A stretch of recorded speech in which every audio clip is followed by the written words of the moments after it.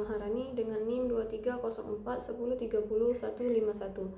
Saya dari kelas Hukum Pidana Islam 4, Program Studi Hukum Pidana, Fakultas Syariah dan Hukum.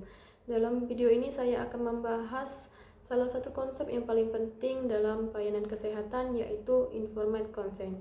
Ini bukan hanya sekadar tanda tangan di atas kertas, tetapi hak fundamental pasien dan kewajiban hukum tenaga kesehatan. Yuk kita bahas dengan lengkap dan sederhana. Informed consent muncul dari kebutuhan untuk melindungi hak-hak pasien.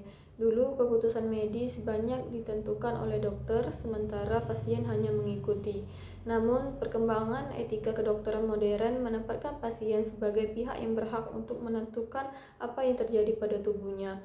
Banyak kasus muncul karena pasien mengaku tidak diberikan informasi yang cukup sebelum tindakan medis dilakukan. Inilah yang mendorong lahirnya aturan hukum yang lebih ketat agar tenaga kesehatan melakukan tindakan secara transparan dan menghargai autonomi pasien. Informed consent adalah persetujuan tindakan medis yang diberikan oleh pasien setelah mendapatkan informasi yang jelas, jujur, dan transparan.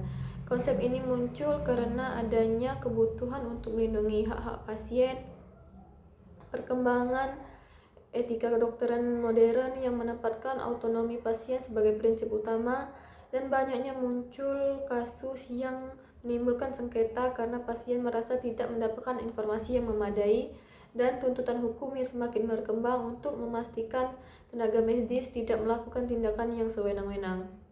Informed consent diatur dalam beberapa regulasi, yaitu yang pertama Undang-Undang Kesehatan Nomor 36 Tahun 2009 yang menegaskan hak pasien untuk mendapatkan informasi.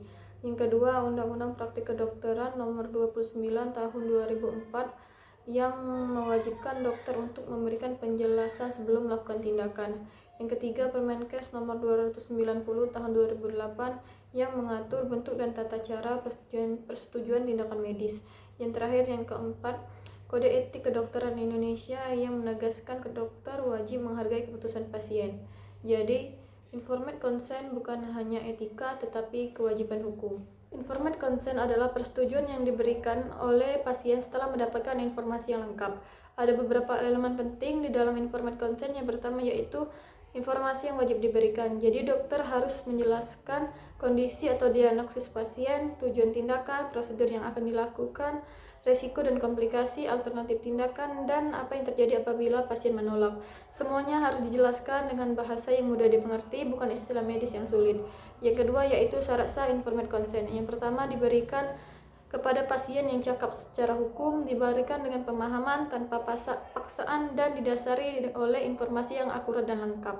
Yang ketiga yaitu bentuk dari informed consent. Yang pertama itu tertulis untuk tindakan yang berisiko tinggi seperti operasi, dan yang kedua yaitu lisan untuk tindakan yang sederhana, dan yang ketiga yaitu tersirat, misalnya pasien melakukan pemeriksaan secara rutin. Dengan kata lain, informed consent adalah proses komunikasi, bukan hanya sekedar formulir. Contoh kasus, misalnya seorang pasien menjalani operasi usus buntu. Operasi berjalan dengan baik, tetapi setelah itu pasien mengalami infeksi serius.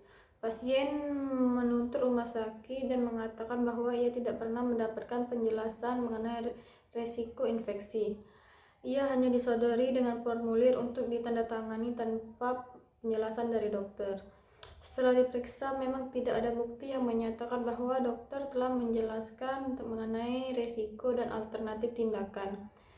Formulir hanya dokumen tanpa proses komunikasi. Dalam kasus seperti ini, meskipun dokter telah melakukan operasi dengan baik, pengadilan bisa memutuskan bahwa terjadinya pelanggaran informed consent karena persetujuan dilakukan tidak sesuai dengan hukum. Analisis hukum. Dalam hukum kesehatan, kelalaian memberikan informed consent dapat dianggap sebagai perbuatan melawan hukum, bahkan jika tindakan medisnya secara teknik benar. Mengapa? Karena pasien berhak menentukan apa yang dilakukan pada tubuhnya. Tanpa informasi yang lengkap, keputusan pasien tidak sah. Akibatnya tenaga kesehatan bisa menghadapi gugatan malpraktik, sanksi etik, atau sanksi administrasi. Sebaliknya, jika dokter telah menjelaskan resiko dengan baik dan pasien menyetujuinya, maka komplikasi yang muncul bukan otomatis kesalahan dokter. Inilah pentingnya dokumentasi dan komunikasi yang jelas.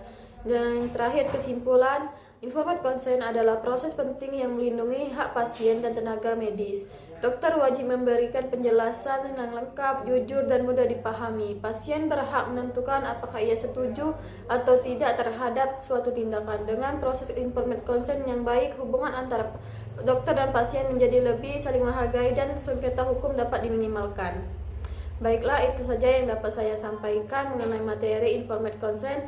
Apabila ada salah kata, saya mohon maaf. Wabillahi taufiq wal hidayah. Wassalamualaikum warahmatullahi wabarakatuh.